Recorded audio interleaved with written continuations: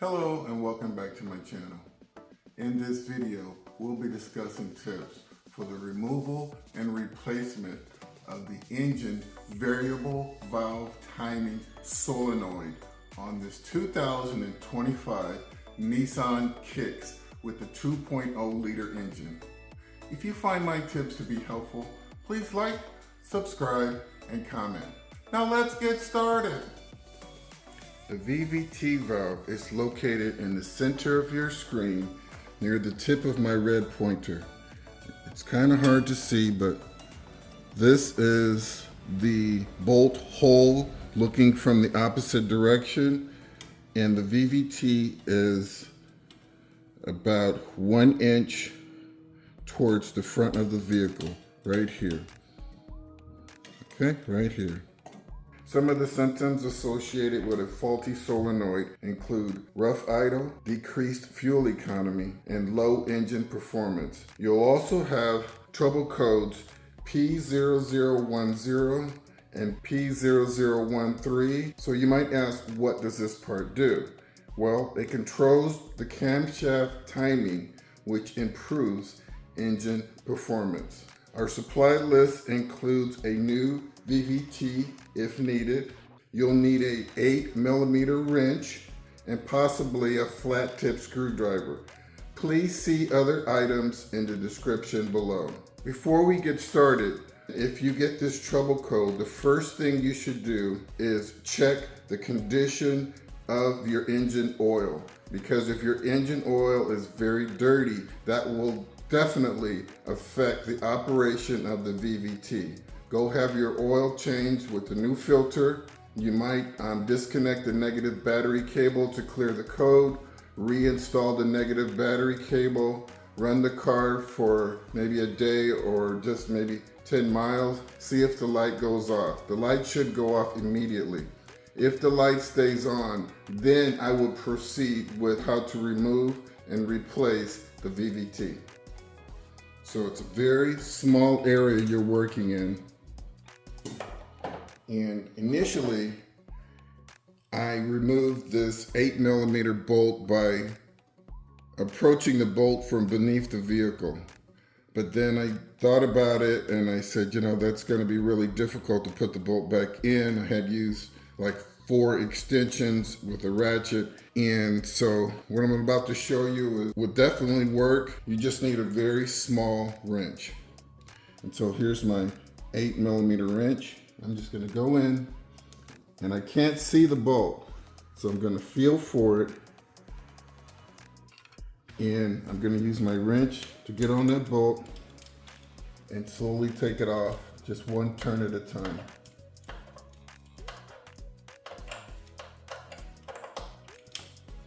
And there's just enough room to stick a small wrench in there. Okay? I have that bolt loose. Now once again, you can't see the head of the bolt. So you're gonna have to feel down there. And that's why I showed you right at the tip of my pointer is where the bolt is located. Okay, be careful when you're removing this bolt so you don't drop it, like I almost did. Okay, there you go. And there's the bolt, okay? And that's what it looks like. So if you were looking from underneath the vehicle, this is what it would look like, okay? There's a plastic housing that wraps around the back of the solenoid. And so it really limits the access and the room that you have to drop the solenoid down and pull it out. So I'm going to do my best to describe what I'm doing. So I'm going to stick my hand, and there's a little tab. It's now pointing in this direction. I'm going to rotate it towards the passenger side of the vehicle. And what that's going to do is that's going to expose the connector clamp that I can pinch and remove. Because right now that clamp is here. So I need to get it here in an open area so I can squeeze it. So rotate it to the right 90 degrees. I'm going to push in on the clamp and then push the connector down at the same time. And there you go. I know you guys didn't see that, but I pulled it off. And now I'm just simply going to wiggle and remove the VVT. So I'm just shaking and wiggling, and there it goes, it fell down.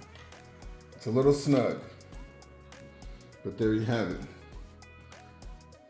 That is your VVT. Let me wipe it off so it doesn't drip. And I just want to say I lost maybe 1 tablespoon of oil so far. I'll try to keep this in your view here. It's a little difficult. Okay, so when you're inspecting this VVT, what you're looking for is making sure these electrical prongs are nice and straight. No oil here along in this area, okay? No oil leaking in these seals. If the oil leaking from these seals or this feels a little loose, like it isn't forming a tight seal, this VVT is bad and needs to be tossed. You can hook up a voltmeter and you can test this, or actually you could put a 12-volt battery connection on here and just cycle it on, off, and you can watch the solenoid click back and forth. If you can make it go back and forth, I would say that it's working. You can look up the specs yourself or send me a comment and I'll tell you the voltage range that this should pull when it's operating. I'm not going to do it right now, but if you guys send me a comment, I'll tell you the voltage that you should be looking for across these 2 leads right here. You want to make sure that this O-ring is in good shape. If this was very dirty, say if you took it off and this was just covered with very dirty oil, I mean, just you're looking at it going, my God, this is pretty bad. What you could do is put some, say, carburetor cleaner in here and just temporarily for like 30 seconds, spray it in there and shake it off. The only warning I have with that is do not get the carburetor cleaner on this O-ring. Okay, because that carburetor cleaner will deteriorate the O-ring and it won't work properly, okay? So maybe you wrap that area there with something and then spray just in that upper area, okay, with the cleaner. Do not get it on the O-ring. So that's a pro tip for you. I've replaced several of these and they're pretty bulletproof. They don't typically go bad. The main problem is that people aren't changing their oil and the contaminated oil gets in here and it doesn't move back and forth like it should, okay? So try to change your oil and then clean this out, put it back in service. I'm gonna say 85 to 90% of the time that will solve your problem. All right, and with that, let's go ahead and get this reinstalled. And so, because you guys can't see me, I'm just gonna demonstrate right here what I'm doing. So that's how it's installed. I rotated it to the right so that I could get access to that clamp. You see that right there?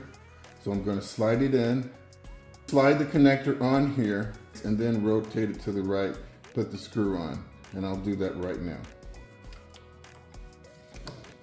I'm gonna move the electrical connector out of the way.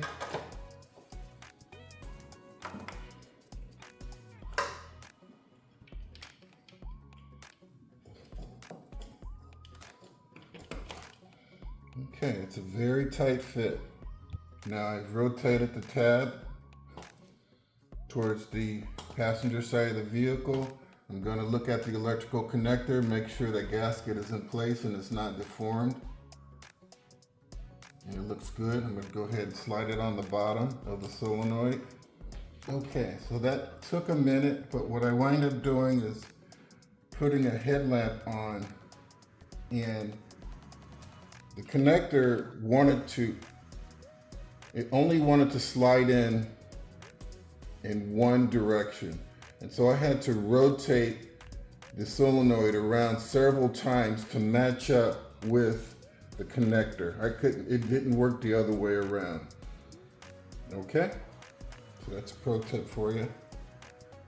Got it in place. Now I'm going to rotate that tab back towards the rear of the vehicle, reaching in with my bolt, tighten it as much as I can by hand, which is working very well. All right, that was one piece of good news. Now I can come in here with my wrench and simply tighten it up. Okay, and that's it. Well, folks, that wraps up this video on the removal and replacement of the engine variable valve timing solenoid, aka VVT, on this 2025 Nissan Kicks with the 2.0 liter engine. I hope you found my tips to be helpful. Please like and subscribe, and until next time, drive defensively.